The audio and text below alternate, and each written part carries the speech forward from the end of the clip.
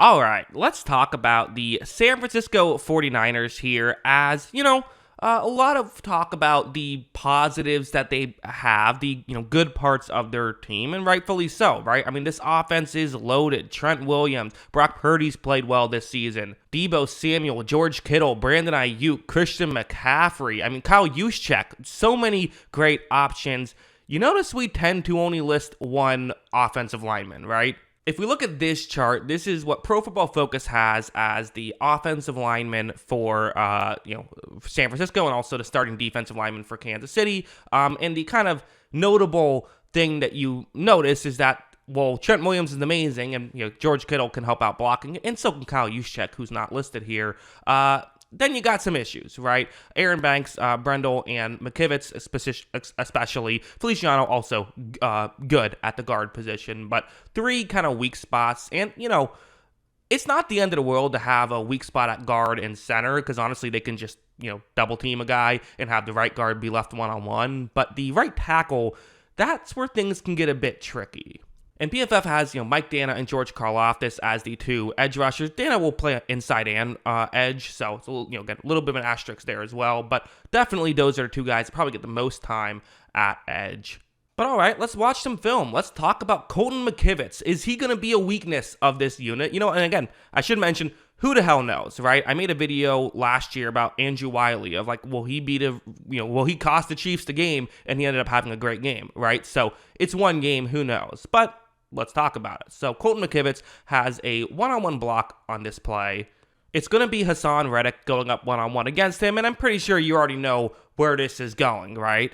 Watch how when it begins, Hassan Reddick wins. Oh, wait, no. He's actually not winning dominantly. McKivitz is in pretty good position and is able to make this block. Okay. Oh, so this is a positive play that you're showing, Jackson, right? Not exactly. So this does a good job here on this block. One aspect I could see being an issue, and has been an issue at times, sometimes he'll make the initial block.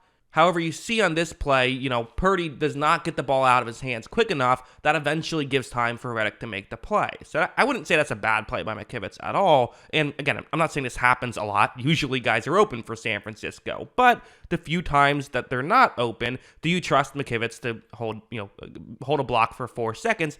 I'm not so sure. Again, like I said, a lot of times it doesn't matter, but we're talking about this in the case of going into a Super Bowl. There could be moments where, and I think there will be moments, where this great Chiefs coverage unit is able to cover well, and they're not able to get the ball off quickly. I can see something like that happening. But okay, well, what if you do something like this? I mean, just double team them, right? Like, okay, I'm saying, well, the center and left guard can just double team an interior defensive lineman. Can't you do something similar with the, edge rusher, whoever it ends up being, like George Kittle on this play? He's not going to be blocking the whole play. You're not taking him out of the play. Just, using him for a second so he can chip the edge rusher, but then he still gets to go run his route. Okay, cool. We'll watch how when this play begins, well, that didn't go exactly as planned. Reddick quickly gets to the outside. McKivitz looked like he wasn't exactly sure who he was supposed to block at first, I think. Definitely in a bit of a dangerous situation. So if you're Brock Purdy, what do you do here? I mean, you're in trouble. You want to get rid of the football quickly. But again, who's your safety blanket? That guy, George Kittle. Started off blocking, but okay, let's just flip it to Kittle. Let's protect yourself, all that good stuff. Can't go broke making a profit. That's what Purdy wants to do. But he is under pressure. Purdy's going to make this throw, and it does not, get caught by Kittle. It wasn't a perfect throw because Purdy was under pressure, and also Kittle didn't have his head turned around as quickly as maybe you would like because he started off blocking. So when you do that, there is the inherent negative towards doing it. And obviously, in a perfect world, you could have your tackle just block one-on-one. Also, something like this, the Niners have been pretty bad at this season, I would say. It's going to be a stunt where you have, two Philadelphia players. Again, in simplistic terms, they essentially just swap positions post-snap, where the interior defensive lineman, he becomes an edge rusher. The edge rusher, goes in towards where the guard is. In a perfect world, sometimes you can get a straight shot to the quarterback this way. Watch here, though, when this play begins. I mean, you see McKivitz, he was just a bit slow in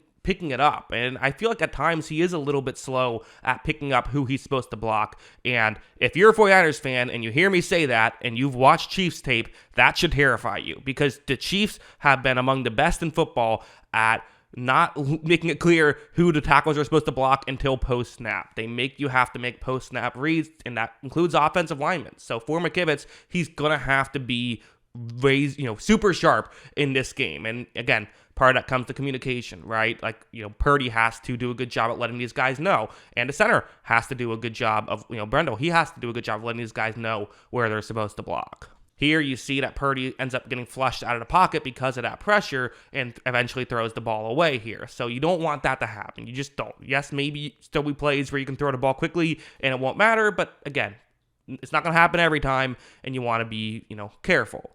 But it is worth mentioning, okay, that's the Colton McKivitz of it all. And also, I should mention, I'm kind of talking about McKivitz as if he's like a complete garbage player or something. Like he's not. Like he's not a great tackle. Again, 47th rated tackle out of 81. Like that's not a disaster. It isn't. It's not great.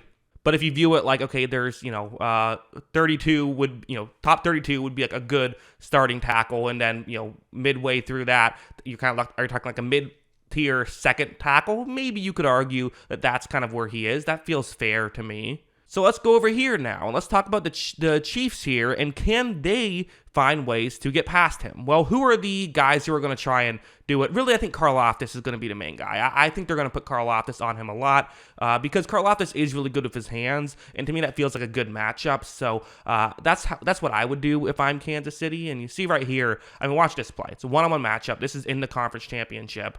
He's going to be going up one-on-one against Morgan Moses, who's not known for his speed, right? But still, let's he's a good tackle, though. Definitely a very good tackle. And watch what happens. So right when this play begins, you see that right here. Karloff is definitely going to try to get around the edge a little bit. But watch his hands. Because he's a right tackle, so that right hand is so important. But watch what Karlaftis does to it. Watch him swipe it out of the way, and then he does get to Lamar Jackson and gets the sack right there. So he is capable of doing that. And like if you leave McKivitz one-on-one on certain situations of Karlaftis, yeah, I could see Karlaftis picking up some wins. I really could. I think that's very possible. There's so many other aspects, of course, that are going to go into this, right? Like, again, it's not like the 49ers just sit back and, do pass protection every snap. It's not like a pass is coming with them. In fact, it's the opposite. They're so good at not making it clear what you're doing that sometimes you're going to go there and then, it's a running play. One of the inherent issues of if you always put whichever your best edge rusher is on that side of the field, well, what if they run the ball to the other side of the field and now you have Trent Williams blocking away the worst edge rusher, and there's that issue. So there's so many different factors. But do I think this is a matchup advantage for the Chiefs? I do. Going over to my final predictions thing, which is not meant to be taken seriously, just sort of a fun thing I do at the end of each video is I, assign an advantage to each team and then give a plus or minus 5 for it. So I'm going to, for the Colton McKivitz matchup, because there's several different Chiefs players who will be going after him, I'm giving it +2 to the Chiefs. I don't think it's crazy, but I do think that there is an advantage there and something that I could see Kansas City trying to exploit in some way. So, and again, there's a couple other offensive linemen that maybe aren't the best either. There's a reason why I gave the Chris Jones a +3 there as well. And again, it's not like it's actually, it's not like that +3 and then the Colton McKivitz +2 is the equivalent of like if I gave a punter a +5. It's just for fun. But yeah, those are my thoughts on all of this. What do you think? Let me know in the comments below. Always love hearing from you. And of course, as always, thanks for watching.